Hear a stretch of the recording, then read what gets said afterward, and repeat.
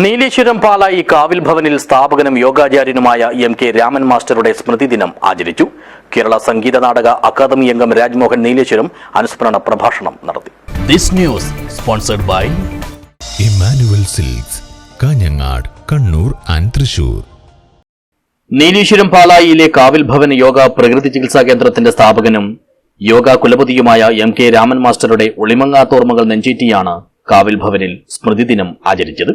Kerala Sangeetha Nataka academy അംഗം രാജ്മോഹൻ നീലേശ്വരം പരിപാടി ഉദ്ഘാടനം ചെയ്ത് അനുസ്മരണ പ്രഭാഷണം നടത്തി. പക്ഷെ പെട്ടെന്ന് നമ്മുടെ ജീവിതവും നമ്മുടെ ജീവിത പശ്ചാത്തലവും അതിന്റെ സംഘർഷവും ഒക്കെയാണ് നമ്മളൊക്കെ അല്ലെങ്കിൽ ചിലപ്പോൾ മറന്നു പോകും. പക്ഷെ ചില സന്ദർഭങ്ങൾ നമ്മൾ ഓർമ്മിക്കുമ്പോഴാണ് അത് കണ്ടുമുട്ടലായി മാറുന്നത്. ഇന്നത്തെ നിമിഷം പറയുന്നത് ഭാഷ നേരിട്ടുള്ള ഒരു കണ്ടുമുട്ടലാണ്.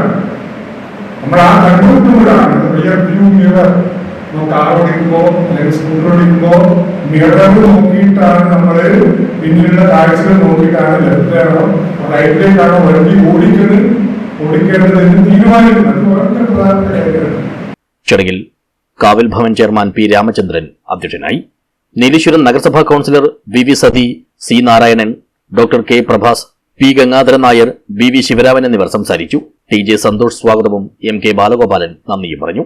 1986 മുതൽ യോഗയും പ്രകൃതി ചികിത്സയും കോർത്തിണക്കി തികച്ചും വ്യത്യസ്തമായ ആരോഗ്യ ബോധവൽക്കരണത്തിന് നേതൃത്വം നൽകിവന്ന ആചാര്യനായിരുന്നു M K. Raman master. News bureau, Nileshwar.